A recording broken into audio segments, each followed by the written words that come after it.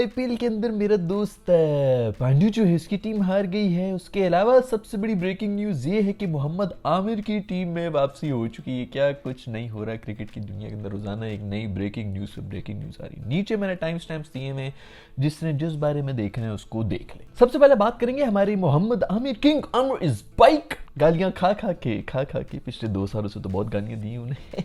Form भी बड़ी हल्की थी। मेरे ख्याल में कोई लेजेंड्स क्रिकेट भी खेल रहे थे और उसके अंदर भी जाके जो है छक्के खा रहे थे रिटायर्ड इंडियन बैटर्स से। उसके अलावा वैसे भी हम ये 100 की जब बात कर रहे होते तो उसके अंदर बाबर को, रिजवान को तो सब कह रहे होते कि अनसोल्ड चले गए, तो मोहम्मद आमिर कौन सा वहाँ पे बड़ा बिक रहा होता है। इन्होंने तो सारा फोकस ही वैसे भी लीग्स के ऊपर रखा हुआ था। लेकिन खैर उनका भी बयान आ गया है कि मैं हमेशा तक पाकिस्तान के लिए ही खेलना चाहता था।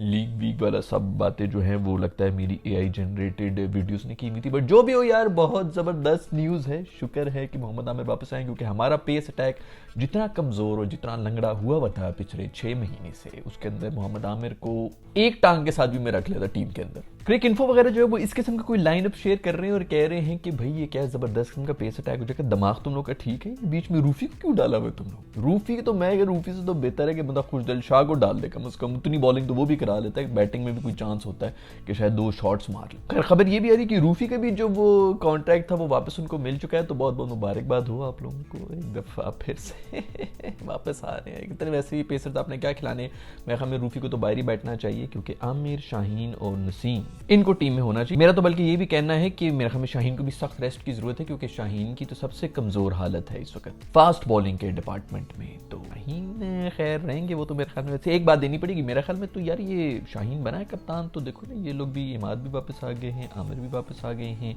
कहीं ऐसा तो नहीं कि बाबर ने ही रोका हुआ था कि नहीं मुझे ये बंदे नहीं चाहिए। खैर कुछ खबरें इस तरह की भी आ रही है कि शाहीन को भी कप्तानी से हटा रहे हैं। वाइट बॉल की कप्तानी जो है वो ऑफर हुई है मिस्टर रिजवान को और मिस्टर बाबर को भी ऑफर, दोनों ने ना कर दी है। रिजवान तो एक तो तू पता नहीं कहाँ से आ रही है, जो सहेलियां बनी हुई होती है ना, दोस्त को निकाला था, मैं भी बहुत नाराज हूँ, मैं भी नहीं करना भाई, इधर वक्ते पड़े में, क्योंकि शाहीन की टीम में जगह नहीं बन रही, इसीलिए तो मैं जो है वो कप्तानी का कर रहे हैं। और कौन कप्तानी करेगा मेरे ख्याल में, तो फिर वापस शाहीन ही करेगा। खैर जो भी, मुझे नहीं पता कि क्या अंदर की डायनामिक्स हैं।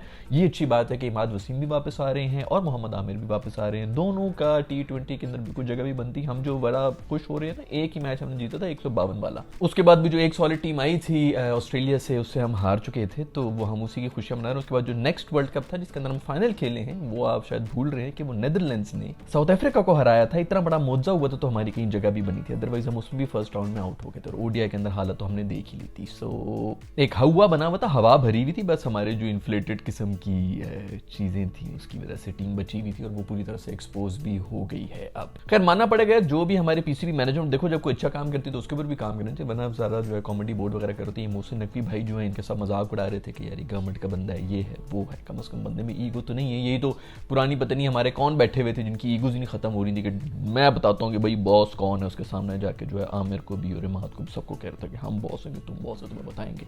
अब इन्होंने मेरे ख्याल में सिलेक्शन कमेटी के अंदर भी ये बना दिया कि सातों के सातों मेंबर्स उनके पास इक्वल किस्म की पावर होगी और वोटिंग की बेस के ऊपर ही प्लेयर्स टीम में सिलेक्ट होंगे। तो अच्छी बात है यार, अभी भी कम से कम कोई एक पावे शावे वाली बात तो नहीं। एक को खरीदेंगे, कितनों खरीदेंगे, 4 खरीदेंगे, 7 में से आप पावे लगाएंगे। तो मेरे ख्याल में तो ये अच्छा स्टेप है। जहां पे अच्छा स्टेप ले पाकिस्तान कॉमेडी बोर्ड, तो वहां पर उनकी तारीफ भी करो। खैर भाई, मुझे तो ये समझ नहीं आ रहा कि इस वक्त पाकिस्तान का बॉलिंग अटैक क्या होगा। न्यू बॉल से तो आमिर भी बॉल कराता है, शाहीन भी बॉल कराता है, नसीम भी बॉल कराता है। इनफैक्ट इमाद वसीम भी जो है वो भी न्यू बॉल से ही बॉलिंग करा रहे थे। तो न्यू बॉल से अब कौन कराएगा? अब आमिर जो है वो पुरानी बॉल से कराएगा या नसीम पुरानी बॉल से कराएगा? समझ नहीं आ रही कुछ के क्या होगा अब हमारा बॉलिंग अटैक। लेकिन आपको अगर कुछ इस बारे में आइडिया तो नीचे कॉमेंट्स में जरूर बताएं कि आपके दिमाग में क्या बॉलिंग अटैक बन रहा है। अगर इमाद वसीम भी है, फिर एक स्पिनर ही मेरे ख्याल में काफी होगा, क्योंकि आपके इफ्ती भाई भी जो है 2-3 ओवर तो आराम से डाल लेते हैं, बॉलिंग भी कर लेते हैं, तो वो भी है, इमाद भी है, एक स्पिनर होगा। तो फिर शादाब की क्या जगह बनती है टीम के अंदर? मेरे ख्याल में तो शादाब की फिर जगह नहीं बनती है। क्या जो भी टीम कॉम्बिनेशन होगी नीचे कमेंट्स में मुझे जरूर बता दें। और वैसे भी ये दिमाग में रखें कि हमने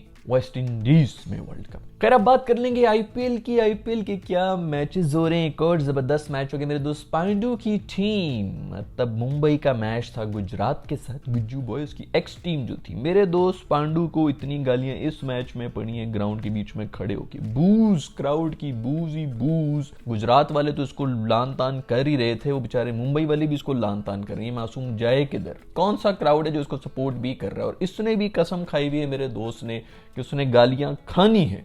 रोहित शर्मा को लॉन्ग ऑन पे भेज रहा है, होगा पीछे कह रहा है कि जो तू जाके बाउंड्री पे खड़ा हो जाए, वो भी कि अपने आप को इशारे कर रहा है। मुझे कह यार उसकी तू फिजीक देख भाई, उसको इस उम्र में इस फिजिक के साथ तू बाउंड्री के ऊपर भगा रहा है कि 3-3 रन जो है वो बचाने हैं, तूने इधर उधर भागना है और ये बाउंड्री के ऊपर भेज रहे हो। कभी जिंदगी में नहीं मैंने देखा उसको बाउंड्री के ऊपर खड़े होते हुए, उसने भेजा। इसने कसम खाई हुई तुझे भाई जितना मर्जी सपोर्ट कर लो ना, तूने खुद अपने आप को जलील करवाना। ऊपर से मैच हारी भी इसी की गंदी कप्तानी की वजह से है। जहां पर नहीं आना था वहां पर ये आया। पावर प्ले के अंदर इसने 2 ओवर कराए। पहले ओवर में भी कोई मेरे ख्याल में 2 चौके खाए, दूसरे ओवर में आते साथ ही पहले 2 गोलों के ऊपर 2 चौके खाए। चौके पे चौके तू खा रहा है, तुझे बस अपनी तुझे कोई परवाही कोई नहीं। ऊपर से बैटिंग में ऊपर आना था तो नीचे आया, क्योंकि खुद राशिद खान से ये डर रहा था। गोरे को ऊपर भेज दिया कि तू राशिद खान को खेल ले भाई, मैं बाद में आऊंगा। तो उस चक्कर में ही ये एंड में आया और तब तक गेम जो है वो हाथ से निकल गई थी। आखिरी ओवर में आके मेरे दोस्त ने छक्का मारा, चौका मारा, फुली फोकस था मेरा दोस्त। उसने कहा कि मैं अभी बताऊंगा इन पूरे क्राउड से जिन्होंने मेरी बू बू की है ना, आज मैं देखो इनके सामने कैसे जो है वो फुल सेलिब्रेशन इसने पहले से अपने दिमाग में विजुलाइज की हुई थी कि मैंने मैच के बाद क्या करना है, मैच के अंदर जो करना था वो इसने नहीं किया। भाई मेरा छपरी चैंपियन यार, चैंपियन दोस्त, तुझे मैं किस तरह समझाऊं। इससे मुझे थोड़ा सा दुख हुआ, बेचारे को बहुत जो है वो गालियां पड़ रही थी। कुत्ते शुत्ते भी है, इसने बेचारे आगे यूं किया तो वो उसको साइड से कट करा के तो नहीं निकल गई। दिल तो मेरा दुखता है इस मासूम पांडू मेरे दोस्त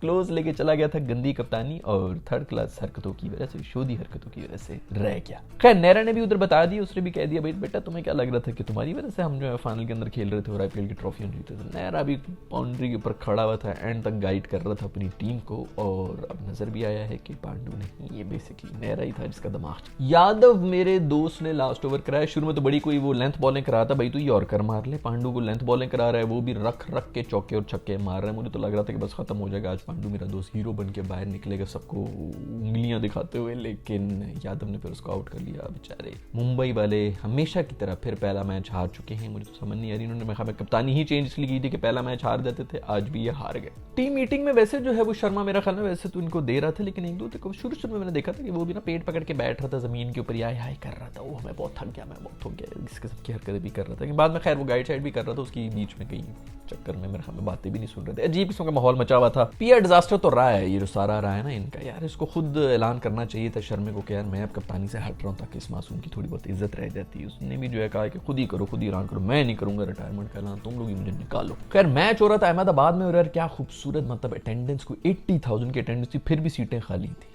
इतनी तो हमारे को 4 मेरा ख्याल में भर जाए स्टेडियम्स, 80,000 के बाद भी जो है वो सीटें खाली पड़ी हुई थी। मैं हमें कोई पीछे 40,000 सीटें खाली भी पड़ी थी। इनको चाहिए कि सीटों के ऊपर जो है ना वो शक्लें पेंट करते हैं, जिस तरह की पुरानी वीडियो गेम्स के अंदर होता था ना, ऑडियंस बैठे होते थे गत्ते के बने होते, उस तरह के गत्ते कार्डबोर्ड के बना के बंदे उधर कर दें। वैसे अगर आपको याद होगा कि पिछली आईपीएल को देखते हुए मैंने एक नई टर्म सीखी थी जो मैं था तेज गति धीमी गति गति गति। इस आईपीएल के बाद जो मैंने टर्म सीख रही ना वो है दिग्गज खिलाड़ी। यार मैं एक बहुत दिग्गज यूट्यूबर हूँ और इतिहास का सबसे दिग्गज एक्टर भी बन रहा हूँ। यार मेरे ड्रामे श्रामे आ रहे हैं, मैंने बस टीजर वीजर भी शेयर किया। तो सीबीआर में खाली सिर्फ यही ना देखा करो, वहाँ पे भी जाके कुछ सपोर्ट कर लिया करो। तो वहाँ पे भी खामोश बैठी हुई होती है सीबीआर में। खैर तालियां तो बजानी पड़ेंगी एक दफा फिर से मेरे दोस्त पांडू के लिए। उन्होंने बुमराह को बाहर रख के खुद ऊपर आने की कोशिश की। उन्होंने पहले 2 ओवर खुद कराए, बुमराह बाहर बैठा, तो उसने आते साथ ही फिर वहीं से शुरू किया जहाँ से वो खत्म कर चुका था कि पहले ओवर में आउट किया। फिर उसके बाद उसको पता नहीं फिर अटैक से निकाल लिया था। मेरे ख्याल में 6-7 ओवरों के बाद वो आया था।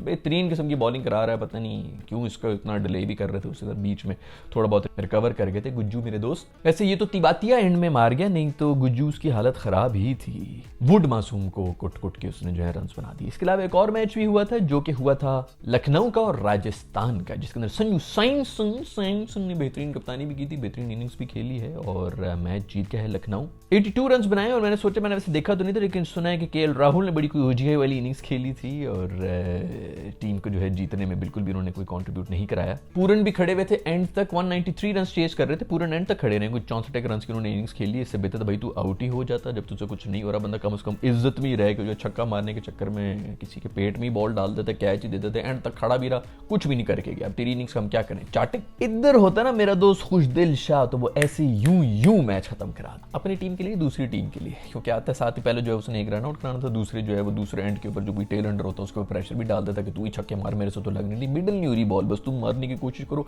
उस चक्कर में 2 आउट भी रहते और फिर खुद कैच लेके आउट भी रहता, मैच ही खत्म हुआ था 18वें ओवर के अंदर ऑल आउट। खैर आज इतनी ही खबरें हैं और कल मेरा ख्याल में मेरे दोस्त कोहली का मैच है, तो शायद उसके बाद भी आ जाऊँ आप लोग से, क्योंकि मैचेस तो मैं देख रहा हूँ, आईपीएल को देख रहा हूँ, एंजॉय करूँगा। अगर आप लोगों को वीडियो पसंद आई तो लाइक के बटन को छू लें, अगर नहीं पसंद आई तो डिसलाइक के बटन को छू लें। अगर चैनल को सब्सक्राइब नहीं किया तो सब्सक्राइब भी करें। Next video.